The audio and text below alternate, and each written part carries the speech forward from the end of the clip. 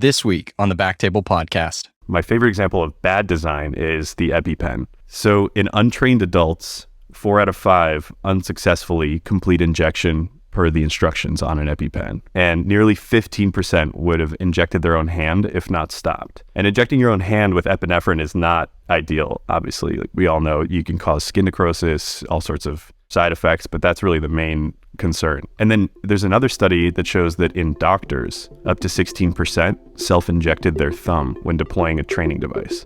I'm sure at the board meetings, when they started to see these results, inside the company that developed the EpiPen, they were probably like, well, the patients just need to be more compliant. Yeah. Or the patients need better training. Train them or educate them. Right, exactly. Yeah. But if instead we blame, like I was alluding to earlier, there's several major flaws with the design of the EpiPen.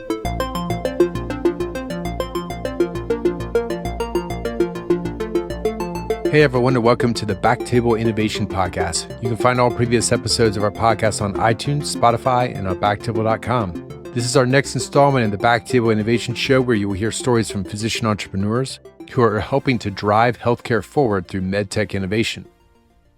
This is Aaron Fritts. We have a great episode today. We're going to be talking about design thinking in medicine with some examples covering interventional radiology, but also other examples that we might see in medicine, even in the cath lab. With us today, we got Gregg Khodorov from Thomas Jefferson, Department of Interventional Radiology. Welcome, Gregg. Thank you. It's an honor to be here. Yeah. So, Gregg, you and I met not too long ago. We had a nice conversation via phone. We've had prior Jefferson people on, but previously, Karen Gonzalez, most recently.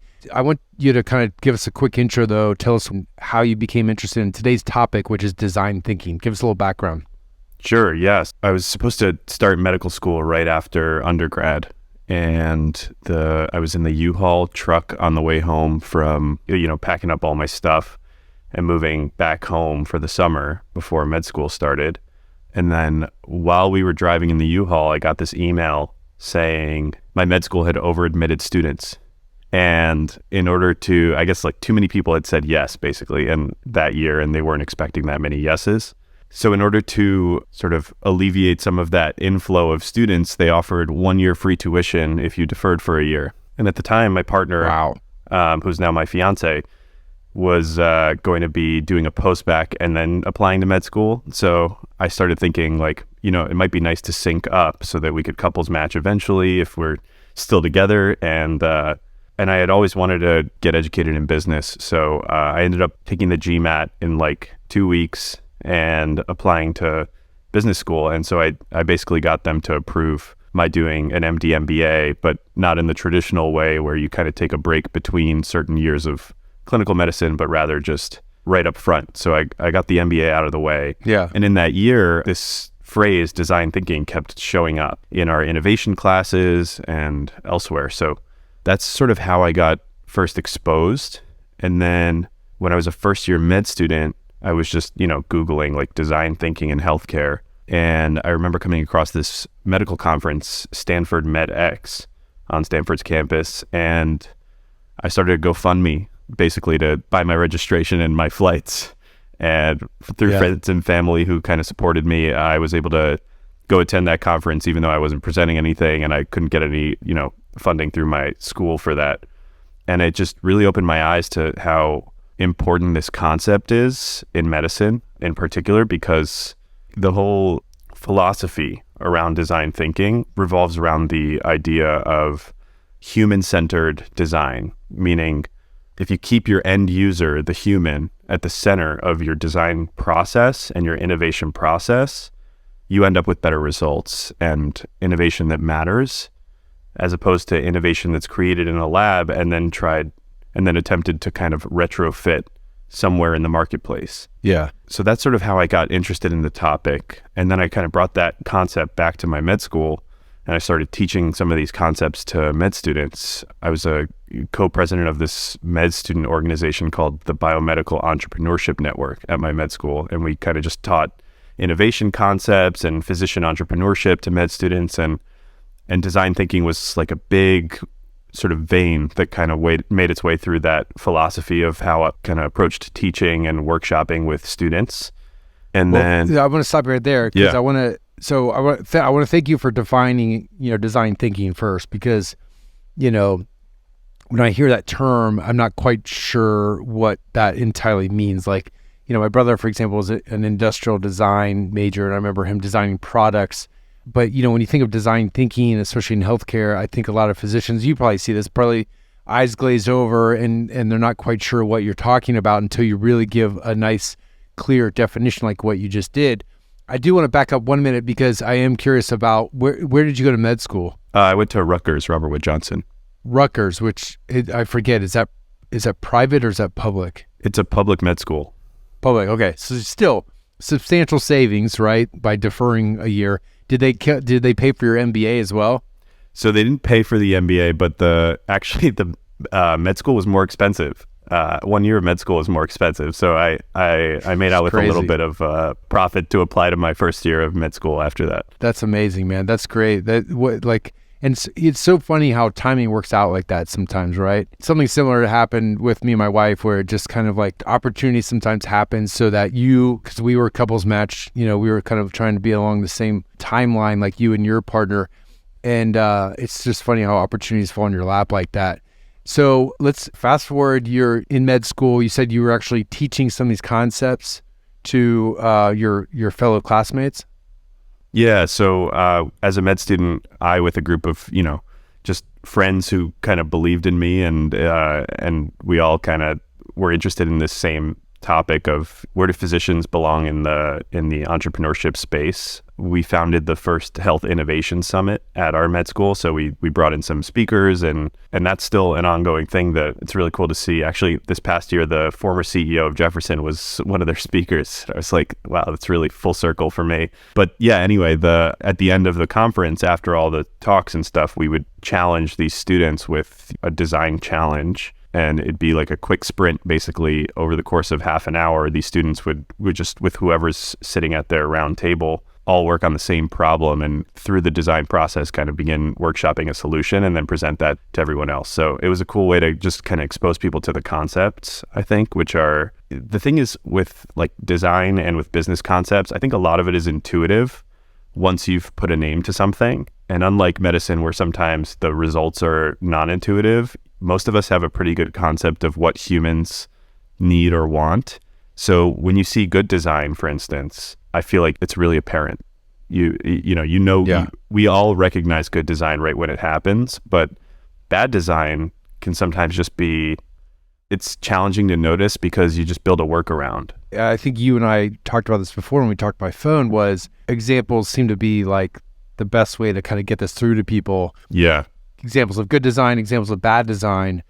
It sounds like that's how you're teaching your peers. But for our listeners, can you kind of give a few, you and I talked about them before, but I think you have a couple of favorite examples that you would use to teach. Sure, yeah. I mean, so one of my favorite examples of good design that everyone recognizes is this company called PillPack. And basically what the company does is it took the concept of a bunch of orange medicine bottles in your medicine cabinet and flipped it on its head and really thought about its end user, right? The patient who's, opening this medicine cabinet every day may or may not be in good health otherwise, or good neurologic health or cognitive health, and forcing them to, shuffle through hundreds of these tiny labels on these orange bottles. And what they thought about was, like, how might we make this a little easier for everyone? And the reason I emphasize how might we is because all good design thinking starts with this question of how might we, and really thinking about, in this case, it would be how might we change the user experience when it comes to taking your medications to increase compliance and usability. And so PillPack is this like roll, like a plastic roll that comes per month, basically on a monthly basis. And every, couple of inches is your next medication in a separate little tear off package that has the time that you're supposed to take it. So you wake up on Saturday and your roll is on a Saturday and it says 10 a.m., take your gabapentin, and you just peel that off and you take it. And then if you've missed the medication because you go back to your roll, this like continuous roll of plastic, and you see that, oh, okay, 12 o'clock came and I didn't take that medication, but it says 12 o'clock, I was supposed to take it. So I think it's more than just making it easier for the patient, it also increases compliance. So that's an example of something that, usually we end up blaming the patient for not being compliant. But if instead we think about blaming the designer of those orange pill bottles and thinking about how we might make that experience better for the patient, you end up with a result that really matters and affects patient care. So that's my favorite example of good design. My favorite example of bad design is the EpiPen. So in untrained adults, 4 out of 5 unsuccessfully complete injection per the instructions on an EpiPen. And nearly 15%, this is from actual literature, nearly 15% would have injected their own hand if not stopped. And injecting your own hand with epinephrine is not ideal, obviously. Like we all know you can cause skin necrosis, all sorts of side effects, but that's really the main concern. And then there's another study that shows that in doctors, up to 16% self-injected their thumb when deploying a training device. So at some point you have to start wondering, I'm sure at the board meetings when they started to see these results inside the company that developed the EpiPen, they were probably like, well, the patients just need to be more compliant. Yeah. Or, the patients need better train training. them or educate them. Right, exactly. Yeah. But if instead we blame, like I was alluding to earlier, there's several major flaws with the design of the EpiPen. First is it has a completely non-intuitive construction. So in most of medicine, like if you think about a syringe with a needle on the end, the cap covers the needle, right? You take off the cap and the needle's underneath. The EpiPen, the cap covers the button and the needle's on the other side of the device. So right off the bat, anyone who's used to using syringes is confused by this device and the cap situation, right? Right. Then on the actual EpiPen itself, there's extremely confusing instructions and they're paired with graphics that, it's like reading a comic book. Like, have you ever read a comic book and then you have to go back to the start of the page and you're like, wait, I missed something. Like I don't fully understand what happened in the plot here. That's what the EpiPen instructions are like. And then lastly, it's extremely uncomfortable to use and carry. It's like nearly twice the length of an inhaler and a similar diameter, like a little bit smaller in diameter. So if you imagine like a 7-year-old kid at camp who has, an anaphylactic reaction to peanuts, he's not strapping this thing to his leg in like a strange carrying pouch. And, he's not going to be embarrassed at camp, right? So he's just not going to bring it. And that's not his fault, right? That's the designer's fault. Right. So... And it's not that much epinephrine either, right? It's not, why does it need to be in such a large, cylinder? Yeah, I mean, I don't really fully know, and I'm sure there was some reasoning behind it that I'm not privy to, but if we take that and just apply some of these design thinking principles like I'm alluding to, so there's kind of several steps to the design thinking process, right? There's empathize, which is really understanding your end user. Right? And that revolves around interviewing your end user, interviewing everyone else involved in the process, and really beginning to understand that. Then you define the problem. And that's where the how might we question comes in. So you say, for instance, in this case, how might we design a device to increase compliance and safety of an epinephrine delivery system? And then from there, you ideate and then prototype and then test and then implement. So ideation is anything is a good idea. It's sort of like a brainstorm mode. And then prototyping is you kind of narrow down and you say, all right, we want to build this one idea out. And that might be as simple as, pipe cleaners and cardboard just to kind of feel out the situation. And then from there, you go on to testing it with your end user and then eventually implementing, which is actually applying like market strategies and bringing it to scale. And each one of those steps, it's kind of like forward arrows between all those steps, but also backward arrows to every step before it, because it's a very iterative process. And you have to be willing to, take your prototype, let's say, and bring it to an end user. And then the minute they say, okay, well, this could be better, or, I don't like the way this is done, you take that back and you start ideating again, right? So you go forward, but you just as often go backward in the process. And that way you are bringing something to market at the end of the day that really matters. And as opposed to bringing something that you think matters to market, like I'm sure the EpiPen designers did, and then realizing that, oh, we actually have a serious problem on our hands here with usability. So there's another device called the AviQ, significantly less adopted, but it actually solves all these problems. Like I'm convinced that there was a true design thinker in the process of making this product. So first of all, in untrained adults, the AviQ has a 99.5% successful deployment, and the cap and needle are on the same side. It's a smaller size, so it's about the size of like a small credit card wallet. And then the voice, there's voice activation. There's like an actual speaker built into the system that takes you through every step, almost like a defibrillator would have in the field. Yeah, that's what it reminds me of. So it takes out all the guesswork. Yeah, I mean, you talk about good design. I mean, you look at how many lives that the AED device has saved just by adding that voice walkthrough, right? And something that can be packed away and in the corner of any building. It's not this big bulky device, right? That somebody's got to wheel out from a closet or something. And again, the proof is in the pudding with this stuff. So ultimately, your usability is directly related to patient care in medicine. And we take that idea of human-centered design, which is the whole idea behind design thinking. And when you extend it to healthcare, it's patient-centered design or physician-centered design, or whoever you're innovating for, basically, you put in that X-centered design. And once you start thinking about things like that, and you realize, well, in that case, it would be actually pedestrian, you're like, passerby-centered design, right? Because you just want anybody to be able to use this device and not somebody who's the patient and not someone who's the provider. So you start thinking, what do they really need in order to use this device successfully? And the answer is really foolproof method of taking you through the instructions, right? And most humans are really good at listening to instructions from a voice. Most humans are really bad at reading instructions. I can think of 20 terms of service that I just accepted at face value for different apps on my phone this past month, right? Like it's just... We hate reading. Yeah, you're not going to read them. Yeah, it's true. So that's and I think one way to kind of break it down is I like to really say if it needs a sign, it's bad design, right? So that's I think a really good metric to use.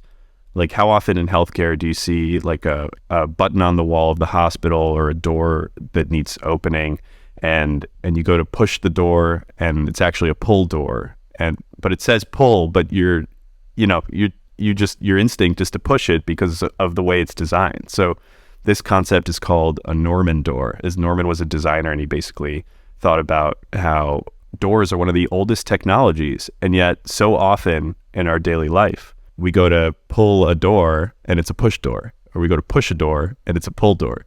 And that's not on us. That's on the designer of the door. Yeah. So give us some other examples of poor design that we see in the hospital. Sure. Yeah. One of my favorite examples is at my medical school, there was one scrub machine that had like a swipe, like an ID swipe thing where you swipe your ID and you get one pair of scrubs. And the manufacturer's text on the machine said swipe to the right. And it also said barcode up. And then handwritten next to that was another sign that said barcode down. And like a pen, someone took a pen and basically just like went back and forth a bunch of times and made an arrow in the other direction that the manufacturer had put on the device. That's actually the true way that you operate this scrub machine. Gosh. Yeah. Right. And I love that example because if it needs a sign, it's bad design. If it needs a handwritten sign on top of the manufacturer sign, it's really bad design, right? Like that is just the worst user experience. And we might not think, a scrub machine access affects patient care. But at the end of the day, if your scrubs are soaked, you scrub out of a case to change your scrubs, and then you encounter this design travesty, you're really hitting patient care, like you may be delaying care and your ability to get back into the case. And that's like a really simple and obviously extrapolated example, but bad design affects patients all the time. Do you think part of it is just the technology maybe doesn't exist at that time? Because right now we think about like our phones, you can just like tap everything. You don't even have to swipe your credit card anymore. And the same thing with like doors, right? A lot of doors are now just automatic. You don't have to think about push or pull. It's just motion detector and you walk through. Do you think it's just technology not keeping up? Like in terms of like, the scrub machine, my scrub machine acted the same way. It was not easy for whatever reason.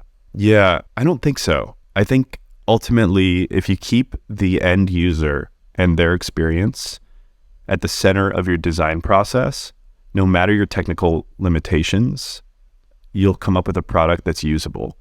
And that has pervaded society from the very beginning.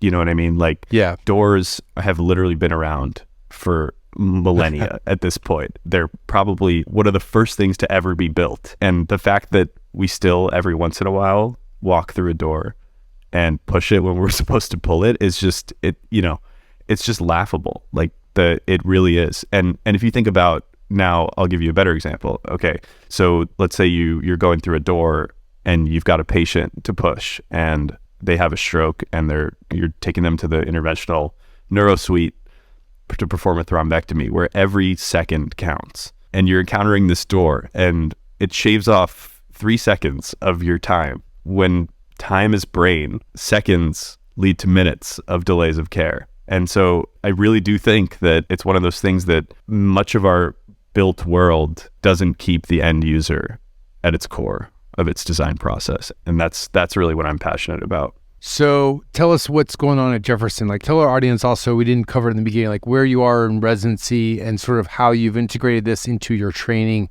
and also trying to implement projects at Jefferson. Sure. So I'm a PGY3 IRDR integrated resident at Jefferson. And yeah, well, so the first thing I did was when I was an intern, we had like a weekly surgical didactics conference. And I thought that was a really good opportunity to kind of touch a specialty that I wouldn't end up in. So I presented this at one of those didactics to like all the surgical residents. And then it was kind of on me for doing that because it ended up leading to just text from every surgery resident for the rest of the year about like just bad design in the hospital. So I ended up with like this massive repository of, just little things, like things that we usually find a workaround for in the hospital, but ended up, everyone kept being like, hey, we should think about this or we should think about that. And it's funny, like once you teach these concepts and you point it out to people, they really start noticing that bad design is pervasive. And that's not a commentary on the hospital system or its delivery of care, but in some ways it does affect patient care. So it is important. So after my intern year, I began thinking about how to kind of use the resources at Jefferson. So a lot of healthcare design forefront thinkers are at Jefferson, luckily. So Bon Ku and Rob Pugliese run the Jefferson Design Lab. I believe the technical name is the Health Design Lab. And this is actually a physical space that teaches medical students these concepts. So I started thinking about how I could incorporate some of that into the interventional radiology department. And I landed on this project where some of the design school students who are not in healthcare, they're just industrial design students, they rotate through the Jefferson Health Design Lab and they want to be exposed to healthcare. So I had 2 students come in. We got them, they already had the clearance for the hospital because they're Jefferson students. And I just had them observe in the interventional radiology suite for several sessions, a couple hours at a time. And then in the process, they're building empathy. They're building that empathy that's the core of the design process. And so they spoke to our techs, they spoke to our nurses, they spoke to our faculty, and they spoke to our residents. And they also just watched some cases happen. And their insights were remarkable. So a big part of, I think, design thinking in healthcare and realizing those things that we all just learn to work around, but ultimately delay our ability to provide efficient care, students pick up right away because they're just like, wait, why do you do things like that? So one great example is our built-in lighting in the ceiling. If you bring some of that ceiling mounted equipment in the angio suite, so like let's say you're moving your II a little bit, you could hit a certain position where the lighting is completely blocked by the II and you end up with lower lighting in the room for whatever duration of time that is. And if at that moment you have to suture or hold pressure or see if there's bleed back or something like that, that ultimately affects the case. Yeah. And so they were like, why did you guys build this room with lighting that would be obstructed by your equipment at certain angles, basically?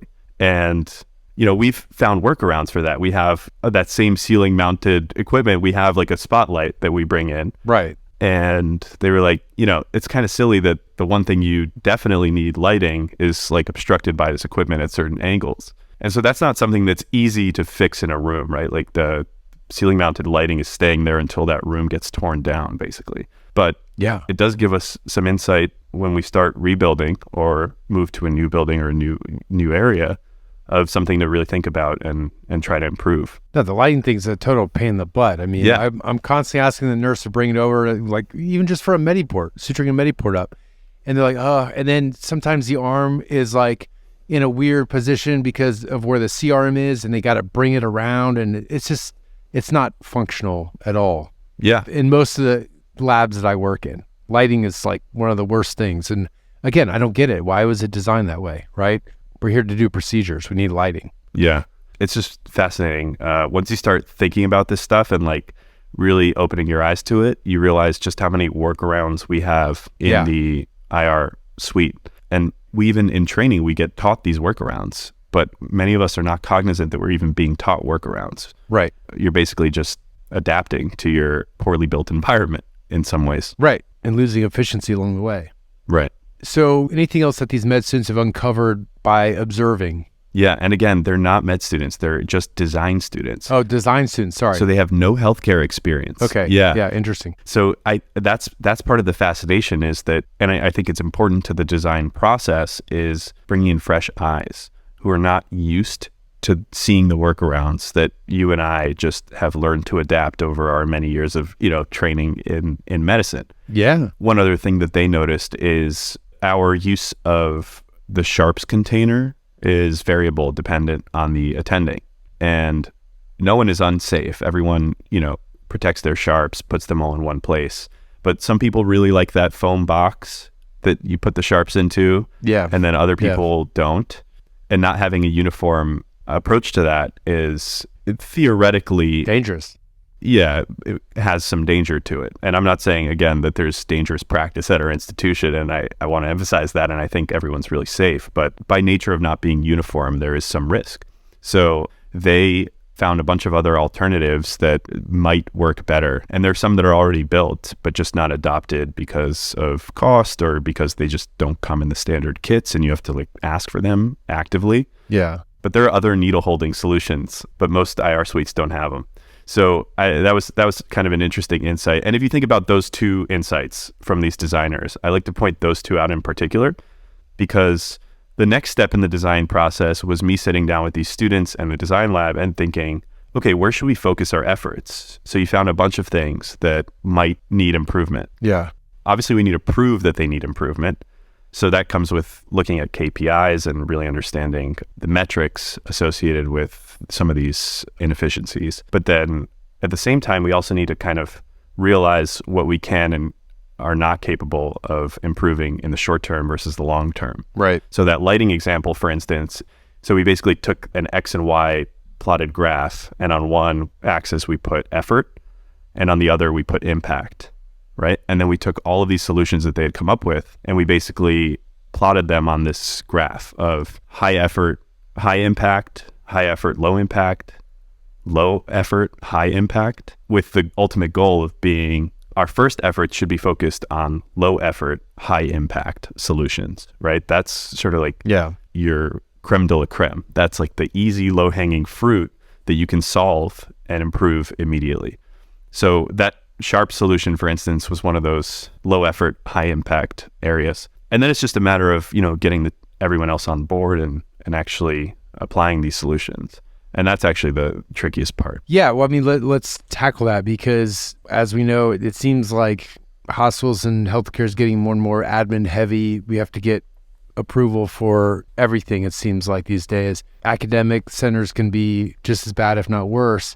What are you seeing in terms of resistance when you present these problems and potential solutions? Yeah, well, I think resistance will always be there. And I also think it's difficult, right? Everything, even getting a device that's approved for an indication to be brought into the hospital system you're working in is like climbing a mountain, right? Challenging. Yeah, it's extremely challenging. So then getting people on board with non-billable changes, like changes to workflow or efficiency, it's a tougher use case, right? Like you really have to show people the proof in the pudding, like I said earlier, and the money talks. So finding key performance indicators, KPIs that work really well is challenging. And I also think that even in the case where you do present all the data and say, okay, we'll save X amount of hours and we'll save, Y amount of overtime pay for staff and Z amount of, we'll be able to increase our procedures by Z amount per day. Even when you present all that, it's obviously really challenging, but there are things you can do as a trainee to impact that. And I think that's as simple as, sending an email to leadership. And I think most committees in our department welcome resident sit-in. So they kind of welcome residents to kind of sit in and if they want to, and obviously depending on the committee, but that's really where you can make the difference. So for my trainees out there, I think that's really the first step, is to figure out who's making these decisions and how might I impact them, or at least, bend their ear a little bit. Well, you bring up a good point, and I remember this as a trainee because we were trying to make some changes at our hospital. You really need like an attending kind of champion, right? And whether that be a mentor of yours or just somebody who sees what you're trying to do and believes in you and is willing to kind of go to bat for you with the admin, help you present it to them, or even take the information that you've gathered and present it themselves. That would be my advice for a trainee, just having gone through that again as a resident. And would that be, it sounds like that's kind of what you're getting at in terms of it's hard to do from the trainee perspective, it sounds like. Yeah, for sure. I think that's just the sort of hierarchical nature of what we do. And I think that's with good reason too, right? So I might see the needle holder as a big issue, but then the leadership might think, we have a very low risk of needle injury. We've got basically no data to support that this will make any sort of meaningful change. And we've been doing it this way for, 20 years. So, and no one gets stuck. So why do we need to invest our efforts, let alone our money, into making this a reality? That's the inevitable battle with this stuff, but that's what makes it meaningful and worthwhile. Well, it even goes along with like older attendings. It's just like, well, that's the way we've been doing it. I don't see any problem with continuing to do it that way. And you have to educate them like, well, there's a better way to do it. And it can lead to better patient care. Just for example, when I was training 12 years ago, some of the attendings were resistant to doing access under ultrasound because they weren't comfortable with it. And it's like, no, this is the safe way to do it. You can actually watch your needle go into your vessel. Like, why would you not do it this way? And they would have some excuse for why, this is the way we do it, and you have to be able to do it by feel. And now, fast forward 10, 12 years, it's reckless not to access a vessel under ultrasound, right? And so I always kind of think of that when it's just, when you're facing resistance from maybe not even admin, but just an older generation who their answer can sometimes be just, well, that's the way I was trained, that's the way we've always done it, there's no reason to change. Well, yeah, there is when you can improve, especially when you can improve patient care, right? Right. And again, most of my efforts have been focused on the internal improvement, aka entrepreneurship space, right? So that's making a difference from within your institution, as opposed to entrepreneurship, which is much more external. And, you can just say, okay, I see this as a problem. The market will bear out that it is a problem. And if I just build a solution, people will start adopting it. And I think the design thinking process applies to both of those principles, obviously. Like the same idea of going through these steps, being iterative, really keeping your end user in mind is critical to entrepreneurship and entrepreneurship. Yeah. The problem is that entrepreneurship is actually sometimes much harder to kind of move things along because you end up hitting bureaucracy of a large institution as opposed to being agile on your own and being able to just decide that something needs to happen, right? Right. But if you see a problem from within, it's meaningful to make those changes. And I think people generally, when I approach our leadership about these sorts of things, people are interested because if you build the use case for it and you say, this affects patient care, our leadership is really interested in that. So I'm fortunate to be at an institution that actually hears out its residents in this sort of capacity. Yeah. And so I know you've spoken about this, you've given talks. How can others at other places implement a design thinking approach, and any resource recommendations that you have? Yeah, sure. Well, I think if you're going to start working in this sort of space, it's important to recognize your own biases, just like when you start research, and think about bringing in someone else. So if you're at a large university that has like a biomedical engineering section or even like a design school, like some schools do, it's worth reaching out to those people and saying, hey, can you just come take a look and see what's going on here? And I can teach you everything you need to know from the clinical perspective, but I'd really like an outsider's view on what we're doing wrong or like how we might improve.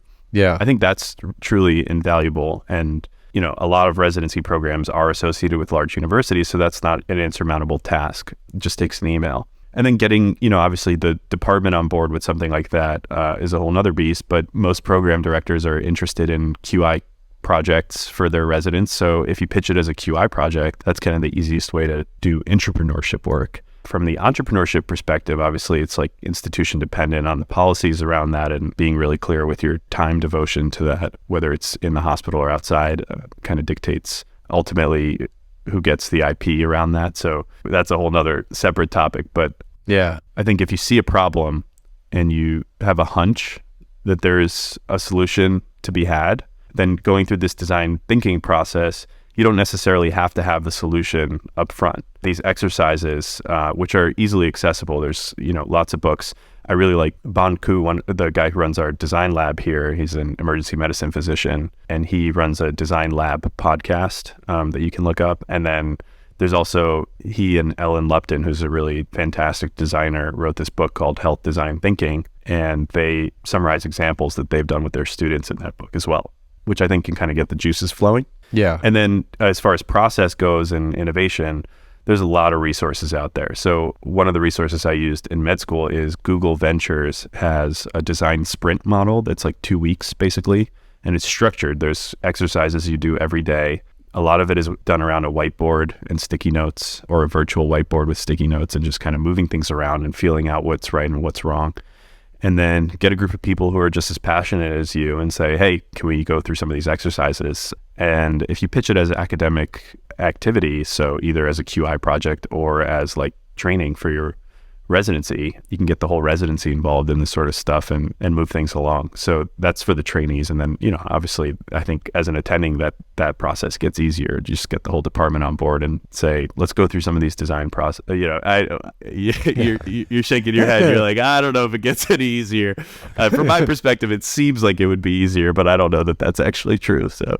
Yeah. In academics, it could. I think, like you said, I think it's recruiting like-minded individuals to get involved. That I think whether you're a trainee or an attending, because even attendings can face resistance from their peers, like, hey, why are you spending your time on this? We got more permcasts to do. It's one of those things where you got to find a team of people who kind of share an interest so that it gets more importance that way, I think, when you have more people involved. I completely agree with you, and I want to know anything else to leave our audience with in terms of design thinking. Sure. Yeah. One other book I wanted to mention, first of all, is This is Service Design Doing. It's a book based around research in service lines. If you think of healthcare as a service, a lot of their exercises, and that book is purely activity based. It's like, do this exercise with your team to figure out the next steps. So that's a really good resource as well. So in terms of final thoughts, I think design thinking is a scientific process at its core. A lot of it has to do with research and gathering of data, but then there are also creative elements to it, which is one of the things that I really love about it as someone who is a self-appointed creative. I love that you can really just brainstorm and think through radical solutions, and no answer is wrong until it is. So that to me is really rewarding. And if you just keep the end user at your core of your process as you iterate, and in healthcare, that would be the patient if you're innovating for the patient, or the provider if you're innovating for the provider, et cetera. If you keep that end user at the center of the process, you end up with a fully baked solution by the end, as opposed to a solution that you then have to go back and figure out how to make usable. I'm really passionate about this. I think that ultimately we are all designers, and bad design leads to bad health outcomes in medicine. And so if you see a sign somewhere, it's bad design, and it's your job to figure out the solution to that. And it's on all of us in medicine to take that onus on and note our workarounds and then try to solve them. Like I said earlier, we all know good design when we see it, but you feel bad design when it affects your life or the life of your loved ones. So that's kind of, I think, what I really want to reiterate. I will say that the RFS has done a really good job of exposing students to these concepts, and there's a biodesign competition now, and we led a team through that this year as well at Jefferson. So it is exciting. I think the new trainees get it and they want to make changes, and I think it would be really cool if at SIR in the future we had like a design thinking session. And imagine all those great IR minds in one room thinking through some of these problems and solutions. I think that'd be really awesome. Yeah, I mean, kind of like the M&Ms, right? I mean, right. Those are some of my favorite sessions at SIR, is showing a complication and then basically opening it up and everybody kind of talking through what could have gone better, how it could have gone better. It's the same concept, right? Just showing, okay, look at our lighting, look how bad it is. Can anybody tell us how did you design something better, and like how do we present that to our admin to make something that's improved upon? So I love that concept. Yeah, for sure. All right, well, Greg, we'll wrap it up. Thank you so much for coming on, and thank you to our audience. Thanks again for having me.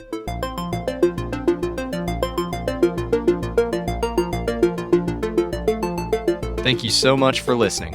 If you haven't already, make sure to subscribe, rate the podcast 5 stars, and share with a friend.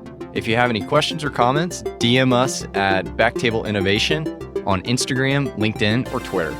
BackTable Innovation is produced and hosted by Brian Hartley, Aaron Fritts, Diana Velasquez-Pimentel, and Eric Amaker. Our audio team is led by Kieran Gannon, with support from Josh McWhirter, Aaron Bowles, Nick Shellcross, and Ness Smith-Savadoff. Design and digital marketing led by Brian Schmitz. Social media and PR by Ann Dang. Administrative support provided by Jamila Kennebrew. Thanks again for listening. See you again next week.